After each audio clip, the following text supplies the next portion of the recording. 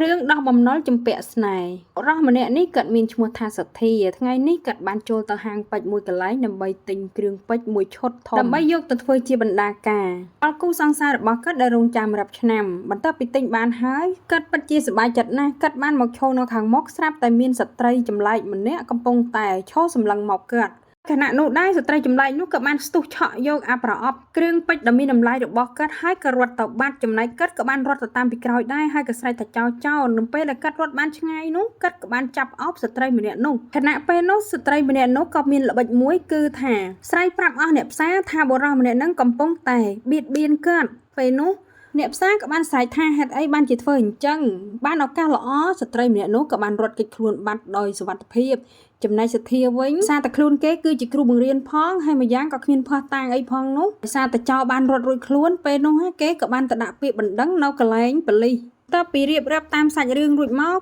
ប៉ូលីសក៏បានទទួលពាក្យបណ្ដឹងរបស់គាត់តាមសំណូមពរនិងព្យាយាមរកជនខិលខូចនោះពេលចាប់សពគ្រប់ហើយសទ្ធាចេញមកទាំងអស់កម្លាំងមិនដឹងថាត្រូវគិតយ៉ាងណានោះទេ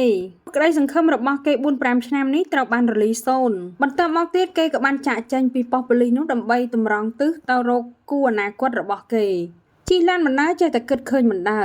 ចៅស្រីមុខស្រស់នោះគេស្គាល់មុខច្បាស់ណាស់ព្រោះអំបញ្ញមិញគេបានបកស្បែកមុខមិនត្រឹមតែប៉ុណ្ណោះក្លិនខ្លួនរបស់នាងក៏នៅជាប់នឹងខ្លួនរបស់គេដែរគេកំពុងតែគិតថាបើពេលដែលគេជួបស្រីនោះគេនឹងមិនអត់ឱនឲ្យឡើយព្រោះនាងបានបំផ្លាញអនាគតរបស់គេក្នុងពេលនេះសទ្ធាជីបណ្ដើគិតបណ្ដើក៏មកដល់ផ្ទះខាងស្រីតែម្ដងនេះគឺជាវិឡារបស់លោកមហាសម្បត្តិនិងអ្នកស្រីរចនា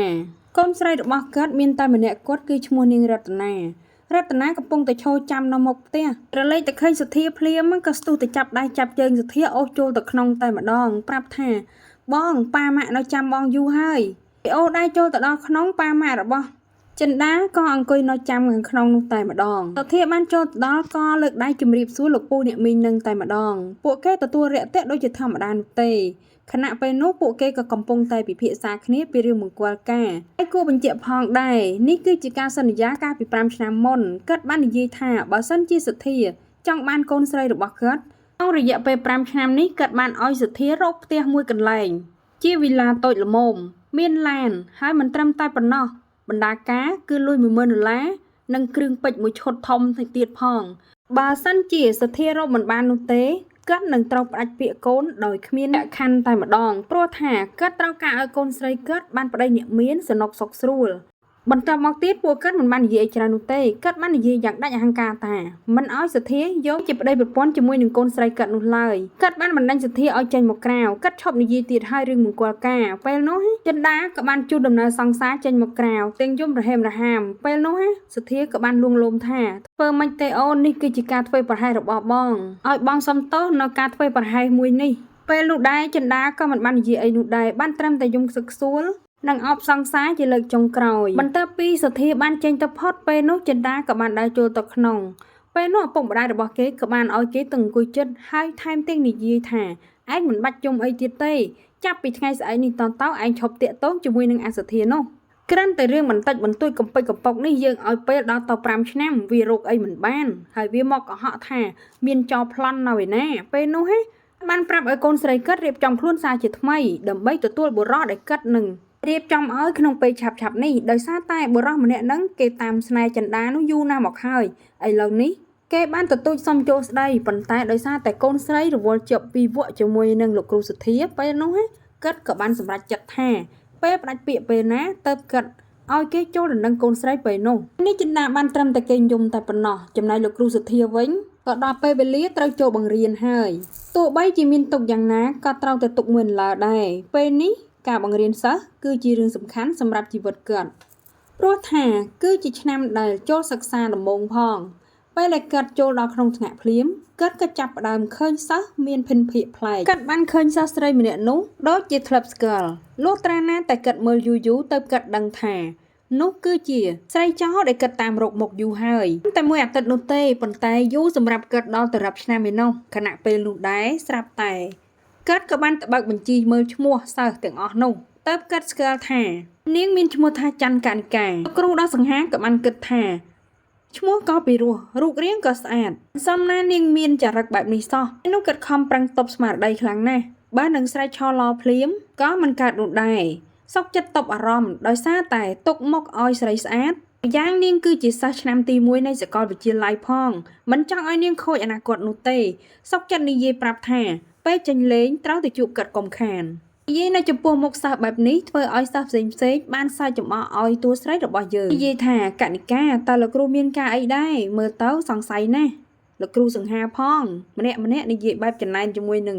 តួស្រីរបស់យើងតែម្ដងប៉ុន្តែតួស្រីរបស់យើងមិនសប្បាយចិត្តនោះទេដោយសារតែគេដឹងច្បាស់ណាស់ថានឹងមានរឿងអ្វីកើតឡើងចំពោះរូបគេព្រោះគេគឺជាអ្នកប្រព្រឹត្តគេប្រកាសជាដឹងច្បាស់ដល់ពេលចេញទៅជួបលោកគ្រូសុធានៅកន្លែងញ៉ាំបាយគ្រាន់តែទៅដល់ភ្លាមនាងក៏បានសុំទោសលោកគ្រូផ្លេតតែម្ដងពេលនោះលោកគ្រូក៏បាននិយាយថាមិនបាច់សុំទោសខ្ញុំនោះទេព្រោះនាងបានបំផ្លាញអ្វីៗគ្រប់យ៉ាងរបស់ខ្ញុំរួចអស់ទៅហើយលោកគ្រូសុធាក៏បាននិយាយថាតើនាងចង់ឲ្យខ្ញុំរក្សារឿងសម្ងាត់នេះឬក៏អត់បើសិនជានាងចង់ឲ្យខ្ញុំរក្សារឿងសម្ងាត់នេះនាងគួរតែយកមាសពេជ្រនោះមកឲ្យខ្ញុំវិញមកព្រោះតែរឿងនេះនាងបានធ្វើឲ្យខ្ញុំបាត់បង់សុភមង្គលពីពាក្យដែលខ្ញុំរងចាំអស់រយៈពេលជាច្រើនឆ្នាំមកហើយ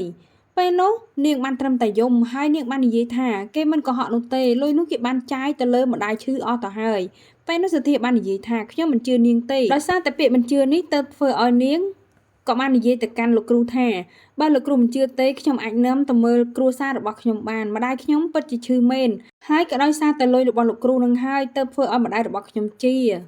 ពេលនេះតើឲ្យខ្ញុំធ្វើយ៉ាងណាបើលោកគ្រូមិនជឿទេលោកគ្រូអាចទៅមើលសភាពផ្ទះខ្ញុំបានពេលនោះគេក៏បាននាំលោកគ្រូនឹងទៅដល់ផ្ទះគេតែម្ដងគ្រាន់តែទៅដល់ផ្ទះហើយពិតជាគួរឲ្យសង្វេគខ្លាំងណាស់ម្ដាយធ្លាក់ខ្លួនឈឺហើយចំណែកប្អូនក៏នៅតូចទៀតលោកគ្រូសុធាឃើញហើយពិតជាមិនអង្កអីនោះទេតែអ្វីដែលសំខាន់នោះពួកគេបានសន្យាជាមួយនឹងគ្នាពេលដែលជិះឡានមកថាកណិកាសុំឲ្យលោកគ្រូសុធានឹងទទួលយកគេទៅធ្វើជាអ្នកបម្រើនៅផ្ទះតែម្ដងចង់ប្រើគេដូចគោដូចសេះអីក៏បានដែរតែសំខាន់ឲ្យតែនាងបានចូលរៀននៅសាកលវិទ្យាល័យព្រោះថាបើសិនជាទាមទារយកមាសប្រាក់វិញនោះនាងមិនមានអីសងនោះទេនាងសុខចិត្តទៅនៅបម្រើសុធាចំនួន4ទៅ5ឆ្នាំក៏បានដែរដោយសារតែមើលទៅគ្មានសង្ឃឹមនឹងបានលុយពេលនោះសុធាក៏បាននឹកឃើញថាត្រូវតែយល់ព្រមព្រោះថាលុយគេរកបានដោយលំបាកយ៉ាងបើសិនជាបាននាងទៅរស់នៅជាមួយនឹងគេនោះក៏បានគ្នាជាមួយនឹងមីនួនដែលជាមេដោះរបស់គេនៅផ្ទះនោះតែម្ដងក្រាន់តែកូនស្រីហើយនឹងសុធាចេញទៅបាត់ម្ដាយឯនេះមានទឹកមុខស្រងត់ស្រងាត់ក៏គិតវិញគិតឆ្ងាយគេកំពុងតែត្រូវតែរកមធ្យោបាយដើម្បីជួយកូនស្រីរបស់គេកុំឲ្យលឺមាត់សេចមាត់សัตว์បន្តទៅទៀតនិយាយពីសុធាពេលនេះគេបាននាំកណិកាទៅដល់ផ្ទះគេហើយគេបាននិយាយថាឆាប់ចូលមកកុំនៅខាងក្រៅវាមិនសមភ្នែកញាតិនោះទេពេលអីវ៉ាន់នាងឡើងសំពីងសំពងទៅហើយ